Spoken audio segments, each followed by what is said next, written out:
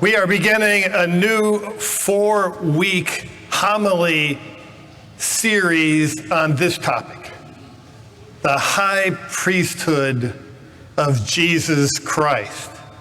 And right off the bat, we run into a problem because often in our culture, when we think of the high priest, we think, oh, that's something that was from bygone days. It's an old, antiquated idea. How in the world can I connect with an idea of a high priest? We might look in our family Bibles and we might see a picture of Aaron in his high priestly garment and say, well, that's something that's way back and has nothing to do with me. Wrong. It has everything to do with us. As long as there is the essential beauty of love, there's going to be a necessity for a high priest. And we're all interested in love, right? Because love is expressed in sacrifice, isn't it? Don't you parents sacrifice yourself for your kids, for your spouses? Because sacrifice is at the very heart of love. And you cannot have sacrifice without the priest, the high priest. Now let me unravel this a little bit for you. We all know in Genesis 22, that famous story when God tested Abraham. And what was he testing in Abraham? He was testing how much he loved him. And so he said, go take your son, your only son, whom you love, Isaac, and sacrifice him as a human sacrifice. You know, Abraham had many possessions. And all his possessions, just like yours, have a relative value. He would have been glad to sacrifice an ox or maybe a whole herd because he was wealthy, if God asked him of that. He would have been happy to give all his gold, his silver, whatever, because all the possessions of this world has just relative value. But what he was asking was that which has ultimate value, his son. It's incomparable. We all are gifted with something of incomparable value, and that is our lives, because we're all made in the image of God. And we can't be bought and sold like commodities, like things. God goes right straight to that which has ultimate value.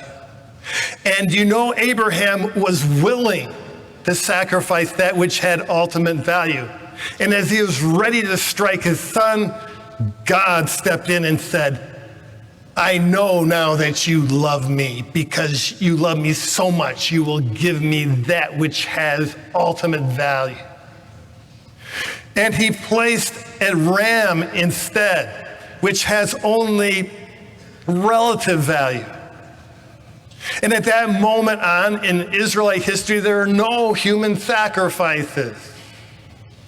But every time a Hebrew would take his animal and sacrifice it for his sins and to be reconciled with God, God looked at Isaac and accepted this animal, which is in place of Isaac.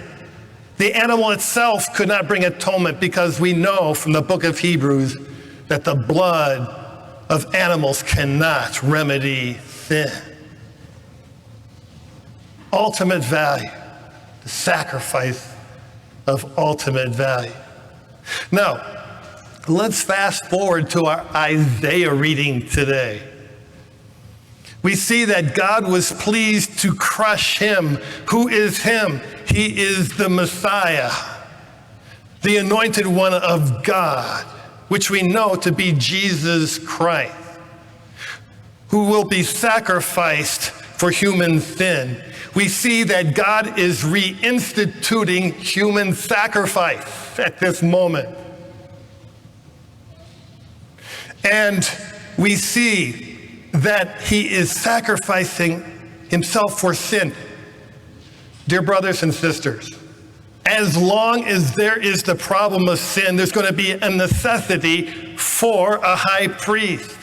Because sin separates us from one another. Sin separates us from God. And sin kills love in our relationships with one another and with God.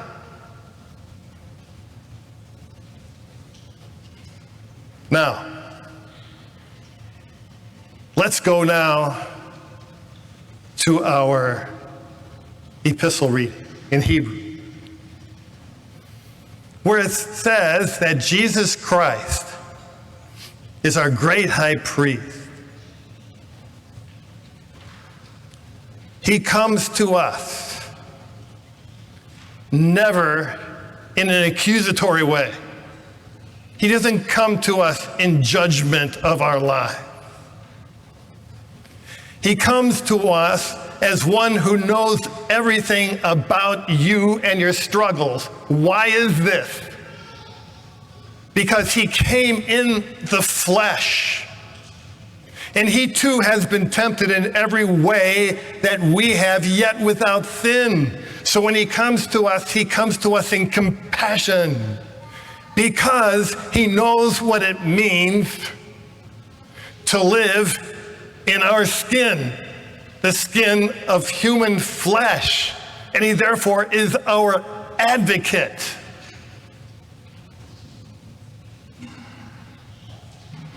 We need a great high priest, dear brothers and sisters, whether we know it or not.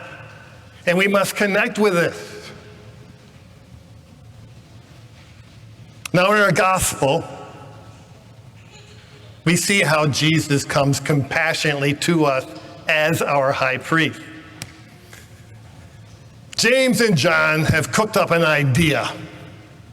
They said, let us go to Jesus and say, or ask him, can we be the top dogs in the kingdom? One on your right and on your left. You see, they were thinking in terms of power.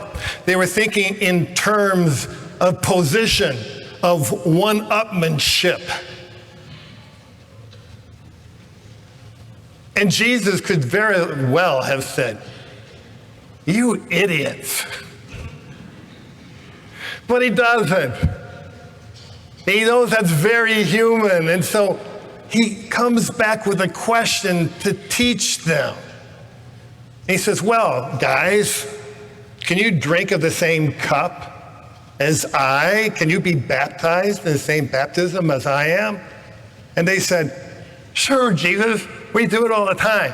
We have dinner with you all the time. We drink of the same cup, yeah. And, we are all baptized by John the Baptist. We can do this thing, okay?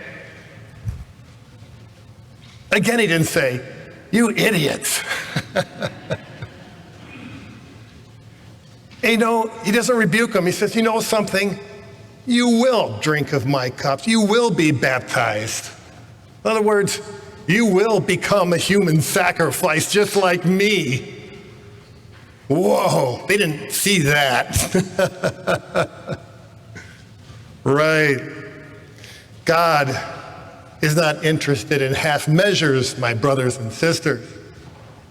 He is interested in us doing what he did as our high priest, and that is sacrificing that which is of ultimate value. When we come to church, we may throw a few crumbled up bills in the offertory. We may do a little this or a little that.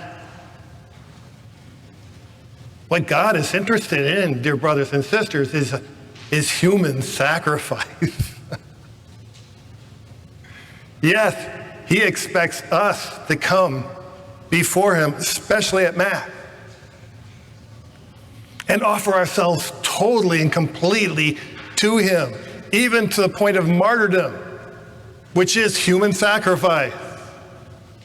Or if not martyrdom, giving ourselves totally to the work of the kingdom. God is not interested in things of relative value. If he has you totally, he knows you'll give your time, your treasure, and your talent. That'll just come naturally. But he doesn't want your time, treasure, and talent without you in your completeness. Yes, Jesus, our great high priest. It's not an antique idea. It's at the very essence of love, which is expressed in sacrifice and the sacrifice of our whole being.